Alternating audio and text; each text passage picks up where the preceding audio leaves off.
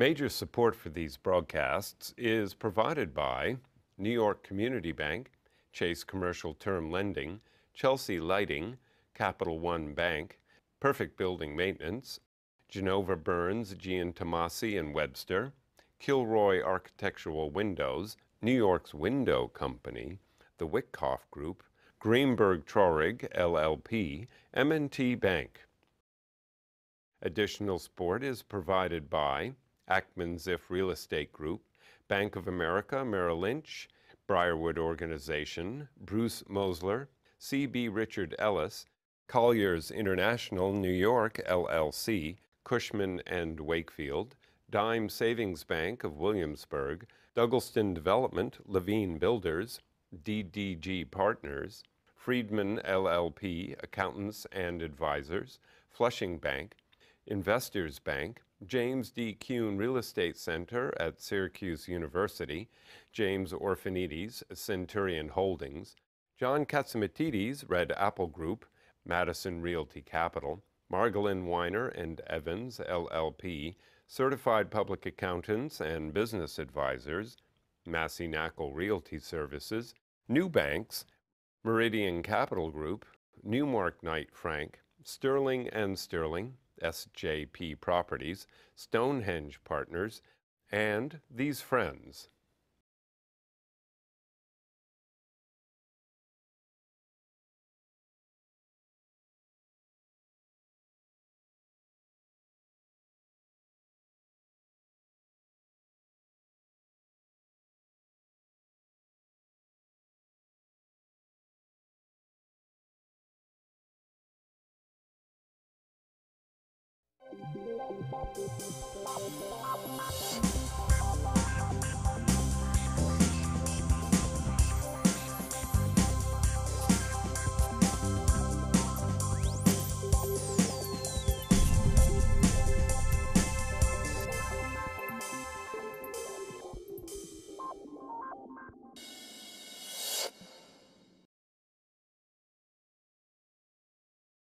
Big election this year, big election next year.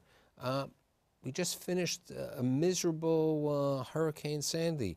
Where are we with regard to the office market? What effect are all these concurring events going to have on the New York City office market? So to answer that question, I brought together 4 individuals who really understand and have different aspects of the office market in New York City. My guests today include David Sturner, who's a principal and COO of Murray Hill Properties, Eric Gural, who is the managing partner at Newmark Holdings, Kent Swig, who's the president of Swig Equities, and last but not least, Kevin Hacket, who's the president and CEO of the Rockefeller Group. Now, you have prime Class A Midtown. Kent, on Swig Equities, you have lower Manhattan, FIDI situations and other things. Eric, you're all around, and you have a priority of 3rd Avenue in different neighborhoods. How has the hurricane had an effect on your properties?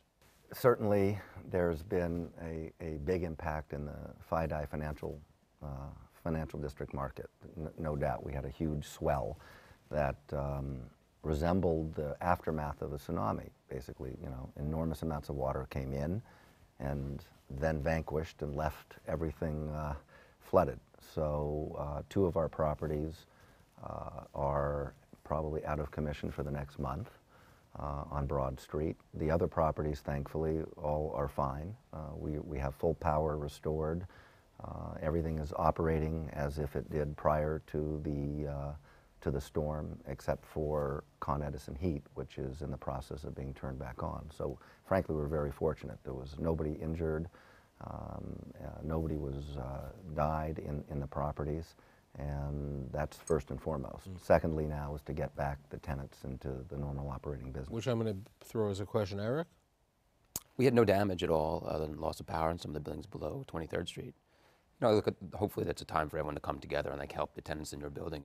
There was a big ad about the Gateway Center in Newark, which is attached to the train, saying, we have space. Yeah, they have plenty of vacant space over there, and it's less expensive vacant space. I don't see too many companies who are New York City, Manhattan-centric, planning to jump in and moving to Newark. I think but we need to find temporary space. Now, some of them have moved in, I think, on Avenue of the Americas. You don't have any vacancy, but I think some of them have moved in to the space from Dewey LaBeouf. I think that's right. I think that's right. Where are tenants going to pay for this space, the ones who are temporary have to be relocated from your buildings and other buildings? Where are they going to go, and what's going to be the effect? How are landlords going to treat these people?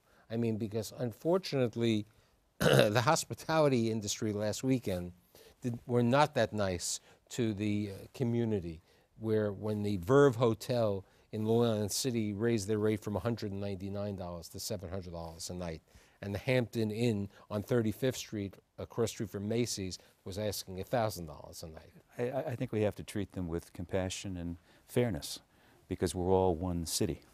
This is not like 9/11. 9/11, we lost major buildings. Here, we've lost parts of buildings. Truly, you know, we've had some devastation, you know, maybe for New York Plaza, one of the Brookfield buildings, up to a point. It may take 2 months, 3 months, something like that, but it's not going to be, you know, a rebuilding. Well, these are displaced people, right? These aren't people who have been, in effect, office tenants we're talking about, but made homeless by Right, I'm talking about our office business. Right, I'm saying, but they're displaced. They're not homeless where a building was destroyed. So it's I think, first of all, it's going to be on a case-by-case basis, because each property is going to be able to get back up and running on its own schedule. It's not determinate now on the city, you know, it's determined on the damage that's been done to each building. But significantly, there are a lot of tenants that will be displaced for anywhere from a month to 2 or 3 months.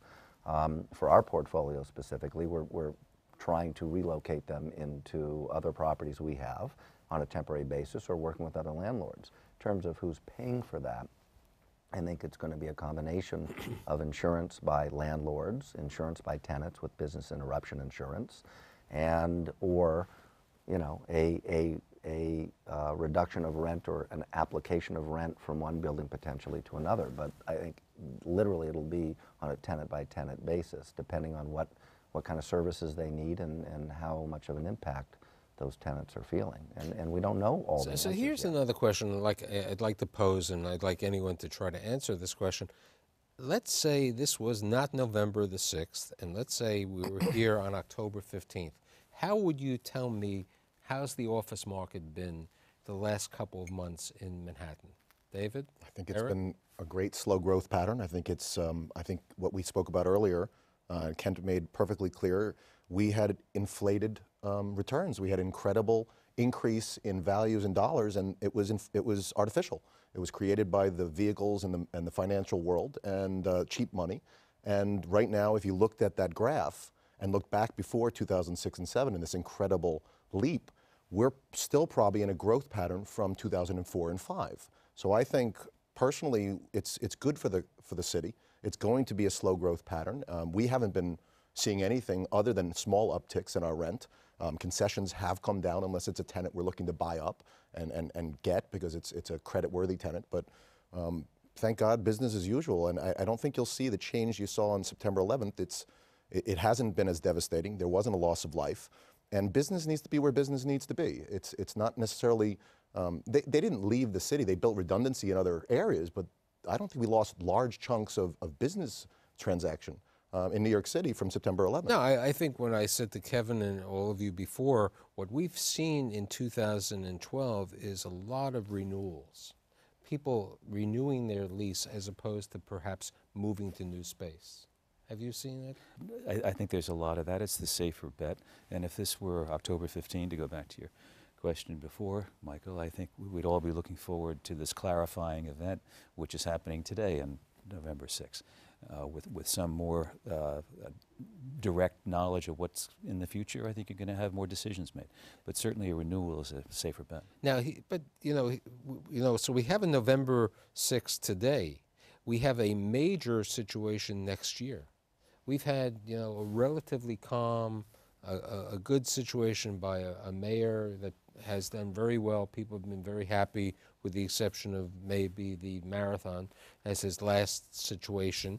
But we've had a mayor who doesn't owe anybody anything. So he didn't have any political action. There was not every charitable, everybody running an event for him to pay for his next election. We have a major election taking place next year. We have situations, look, as we all said before, 9/11 was a terrible event, but things changed, and New York City is a very resilient place, and New York City will be taken care of after Hurricane Sandy and other situations, even though we may have each year another situation like you brought up. We have a situation, and we have competition. You're planning to maybe build a new building in Hoboken. The New Jersey market has been with these special grow credits and with the urban tax credits, with every type of credit that you can conceivable make in New Jersey. They've been trying to take business away from us. How do you look at the office market for 2013, Eric? Well, I think if you think about what were the main reasons people would move, it was generally because they were expanding. Their space was like old and tired, right? Or they wanted a new location. So you don't see people expanding. In terms of their space being tired, if you can renew on a short-term basis, then, today the space isn't great. In 10 years it'll be terrible, but for another 2 years I could probably, hang on and renew the lease and kind of wait it out.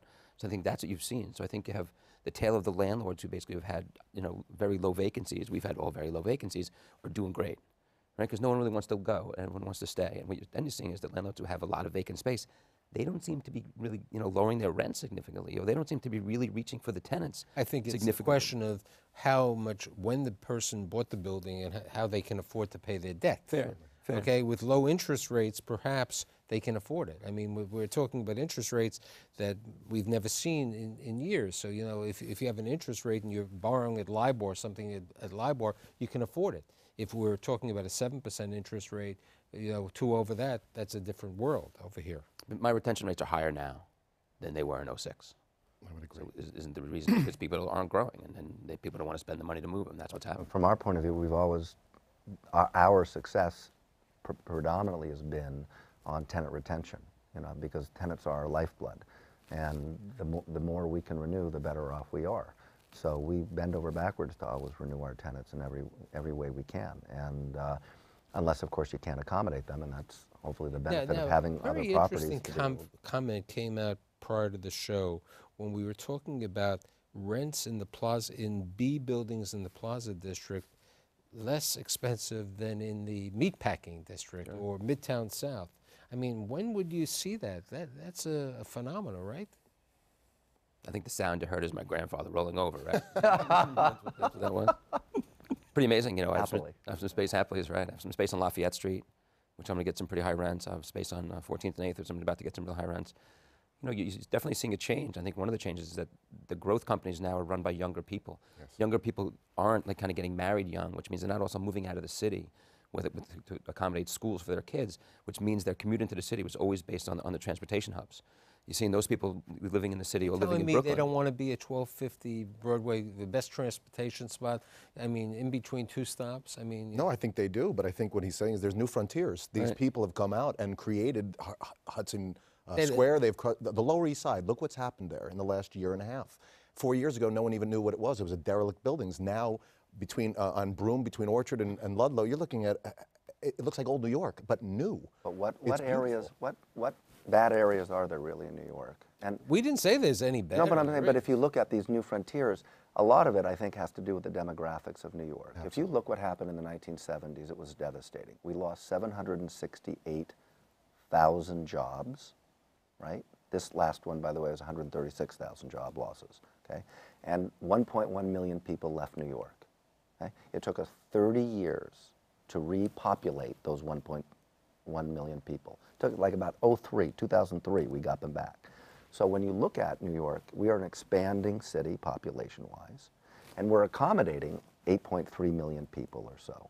So it allows for new frontiers in housing, in office markets and others. And really, for most of my business career, we have been actually recovering from the 1970s. Now, it wasn't until, that makes a big difference. I didn't realize that you were such a statistician. I mean, you remember when there were Fortune 500 companies who wanted to be in the Rockefeller Group properties, they wanted to be on 6th Avenue. Those companies aren't there. We don't have those Grace, Fortune. JCPenney, et cetera, et cetera. But I think, Arias, in the whole in New York City is the diversity of the tenant base, the increasing diversity. You look at Cornell and Technion on Roosevelt Island, and you look at Google, and you look at media growth. I mean, we're an amazing, not to use an overused term, but amazingly resilient. But I think the diversity of the tenant base is what's important. Look, also one other thing is what you said, that the younger people, what Eric said. Absolutely. The younger people coming, they want to live. Much younger than you, Mrs. Swig. But they want to be in the city. new The funky areas. population, first of all, America has seen a re-urbanization of cities. I mean, really. So when you look at that, the big companies that have moved out haven't always found that it's been such a great decision. And a lot of them would like to rechange that and come back in. You still having that building up in Westchester with Pepsi? We do, Pepsi headquarters. Right. So, you know, they relocated, you know. A lot of people went to Westchester, and what's happening today in Westchester is that they are changing the zoning because some of these buildings are vacant, not yours, fortunately, and they're going to change the zoning, and they're going to be residential. But why does Google come into New York City, right? Because the people that are working there Live there. want to be here and want to work here because they want to feed off the energy here, they want to live in the cities, and that changes the dynamic of the office market. I think the great comment is, if you could ask Eric, you know, who was the tenancy 10 years ago on your property on 8th Avenue and 14th Street? And who is And who is it today? Back then it was all unions, because there was a connection that unions had with Union Square, with being on 14th Street. So that was just the place they were going to be. They were never going to leave. If you need to see shag carpet, I have some on the 7th floor. People have been there for a very long time. I'm being serious. No. I mean, it's really amazing. You know what's happening That's what now. I The did change. hear. You do have this. And they can't afford the rents now. Then that's what's going to slowly, you know, unfortunately, going to potentially happen. But I think, you know, along with what you guys are saying, I think you might see some construction in Brooklyn. At what point does Brooklyn get to be a place where a company's going to say, you know what, I'm willing to pay the rent to have a brand new building, maybe looks out over the water, looks out over the New York skyline, That's close to the subway. In Ratnerville, right? What's that? In Ratnerville. Right, Ratnerville? Yeah, I think Barclay closer to the Centerville. city. Barclay. I think residential works much better on the outskirts than a I think you're going to business see route. commercial. I think at Yeah, some point you know, that's but going to happen. let's look at this. You know, the Rockefeller Group has a lot of property in New Jersey. You're planning to build more property in Jersey, right? Yeah, we have an office site in Hoboken, and we just completed the world headquarters, the North American headquarters for BASF, and we got a double Leeds Platinum. I didn't know such things existed, but it's the outside and the inside. So we're bullish. on And then New Jersey. Goya. We're building a building for Goya. We're long on New Jersey. And you look at the residential population there in Hoboken now. I mean, it's extraordinary what's happened. Well, I think that builds behind what Eric is saying. And you could bring residential towers that they're talking about adjacent to Dumbo and what they're doing in the Navy Yards and what they're doing over in between Jersey City, and that's when the businesses will come out there. As long as they know that they have a population, people will like to work out there. At this point, that's not really prevalent. See, but Hoboken is so close to New York City, with the exception Agreed. that the path right now is a little problem, but the ferry is over there. Hoboken is like, you know, I remember Josh Muss a number of years speaking, because he really hated the subject Jerseys. I said, that's a sixth borough. He said, nah, that's not. Hoboken and Jersey City were like the sixth borough because of the convenience of going in there. And then, as I just alluded before about these urban tax credits and every other thing, Sure. If you were a company who made money, you went to New Jersey because you didn't pay any taxes. You would be able to effectively do that. Where do you see the next opportunity? Because, you know, are we going to have new buildings being built? Is it the far west side? You know, is it the Brookfield? Is it the related? Long Island City, for instance. Yeah, I mean, where do you see this in the office market? I think anything below 125th Street, to be honest with you, over the next 10 to 15 years. Now, it's very interesting. We're still an undervalued city. Vornado owns the property. I used to be the treasurer of the College of Podiatric Medicine on 125th Street and Park Avenue. They own the parking lot where they were going to put up an office tower, and the tenant was going to be Major League Baseball. And it fell through for a variety of situations. But the other properties, the 2 or 3 office buildings, you know, closer to Lenox Avenue, they have mostly government tenants, including Ratner's property. They haven't been able to get regular tenants. You have more government organizations. Now, with regard to your property, 1250, do you have a lot of companies from Korea? Actually, no. We have a retail bank that's Worry Bank. They're also part of our commercial space upstairs. No, our biggest tenant is VNS, which is the visiting nurses. It's about half the building. And the rest of it is corporate America. It's law firms and very diverse.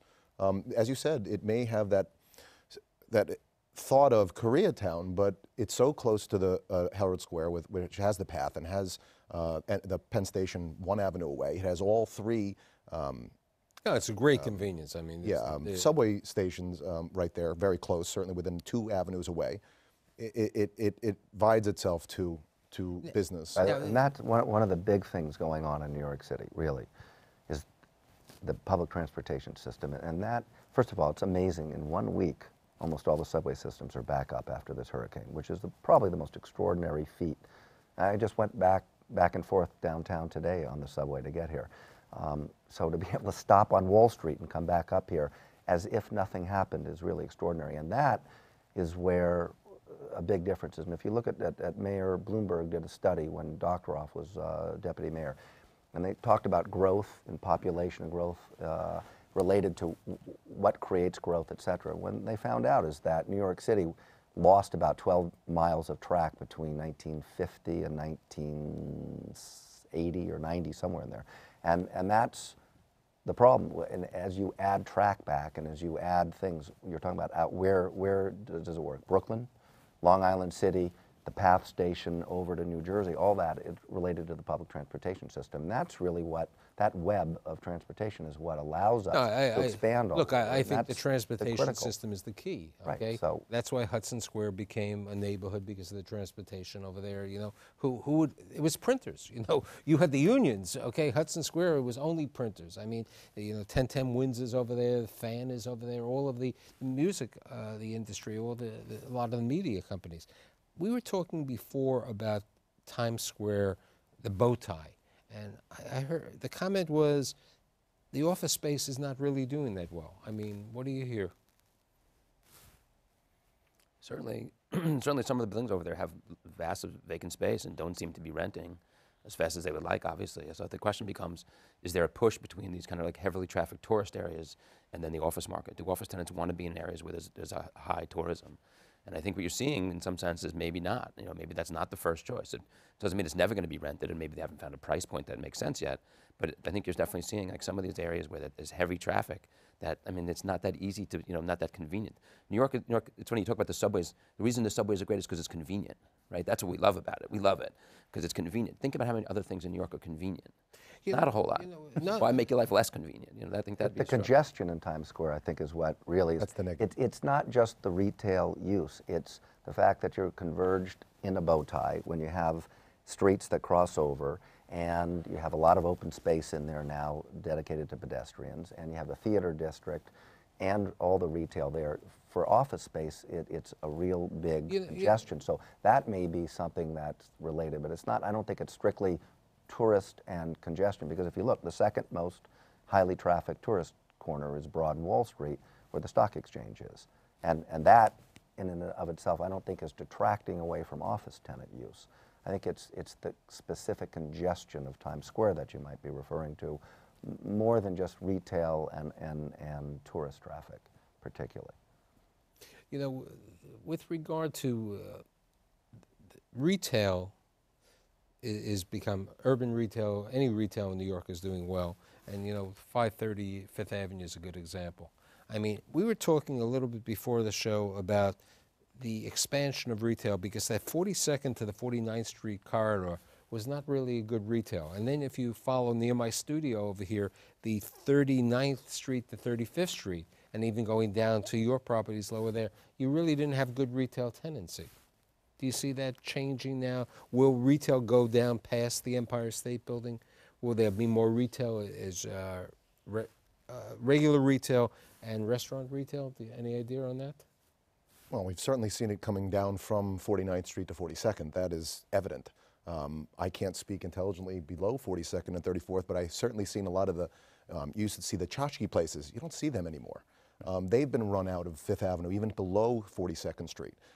The class of tenant and retail tenant has absolutely increased, even across 42nd Street. But I can't tell you the absolute growth below 34th Street. All the stores called going out of business? Yeah, exactly. Well, there's been less of them. Right. Sure. I mean, you have a lot of that property. Yeah, I think you've seen a real, you know, a positive impact from like the Nomad Hotel and the Ace Hotel. Sure. So I think the next spot you might see is basically right around those areas. I think you'll see some restaurants pop up on like Broadway in the 20s. I think that's an area that people like. People like living in that Flatiron area is really good, and people like that. Italy has shown that that kind of As the retail can do residential really well. population also grows in these areas, It's interesting. it impacts. I've had a number of shows with Drew Naporent and a lot of restaurant guys, and needless to say, restaurant people hate office owners because they think you're terrible landlords. Oh, you that's never not so. You know, of course not. You know, it's We have it's, happy restaurants. It's a love. I know it's a love-hate situation. Do you?